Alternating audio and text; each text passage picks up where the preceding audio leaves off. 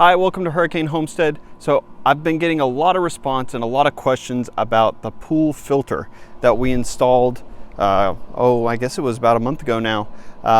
But specifically, what type of filter cartridges that it uses. The ones that we've been using are the Intex Filter Cartridge B.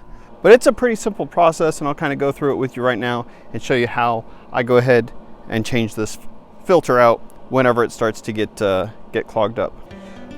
One of the ways that you can know that your filter needs to be changed is if the output side isn't as strong as it normally should be.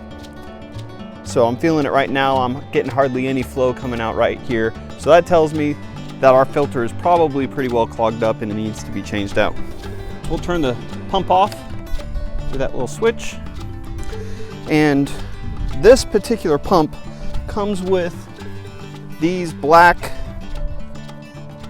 little fittings. And what these are supposed to do is, if you see right here, you've got your intake valve. You're supposed to take this intake screen off of that little hole. Let's see if I can show you without dropping the camera in here. Take that little intake screen off the hole and then shove that in there to keep the water from backflowing in there. That is a royal pain in the boutoir for me to do every time. So what I have opted to do, put that screen back on there nice and tight. So what I've opted to do instead is I used one of the old gate valves from our previous pump and just installed it right here where the two intake hoses come together. So instead of this Y adapter plugging straight into this larger hose, what it does is it goes into the intake, or the intake goes into the gate valve first before it goes into that hose. What that allows me to do is just turn that and shut the water off, so the water's not going to get past there. And then we'll come over here to the output, turn that, so that shuts that one, so the water can't come back in. All right, and then we'll open up this little valve and see a little bit of water spit out, but then it stopped leaking. We'll open up this one to release a vacuum, so air can now go in here, and this will drop the water level down there so that we can easily get to the filter without it getting all messy. All right, so now that that's drained out and this is pretty well stopped, we can turn that off. We release this, and that'll allow us to pull the top up, which is sealed down with the gasket over top of the filter. See that gasket right there? Make sure that that's going all the way around. If that's not on there tight and it doesn't slide down in there, then you'll definitely have some leaking coming up out of the top there. All right, and here is our filter cartridge. As you can see, it's all gummed up and grody looking. So that's what happens is the water goes in from the outside and then sucks it out through the middle and goes through this tube back into the pool.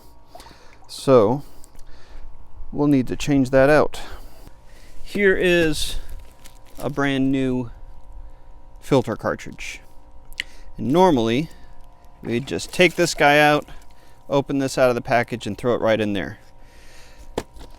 But these are like gold right now. You thought it was hard to find a pool?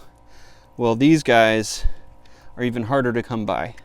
My wife and I found a little trick that we can do and extend the life. I just replaced this one last week, so we could probably extend the life.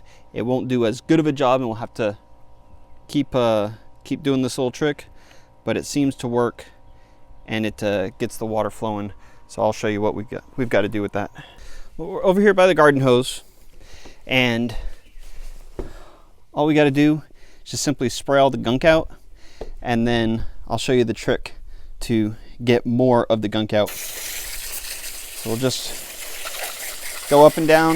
You see all that nastiness that's just falling right out of there. So we'll get all the big stuff out. Just try to get in between each little fold. This will clean out most of it.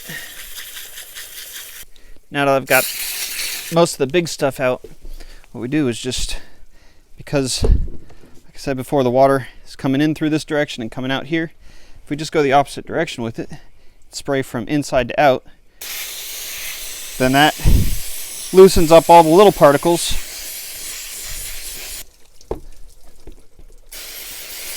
Do it on both ends. It's kind of difficult to get in there sometimes. Do a quick rinse through again.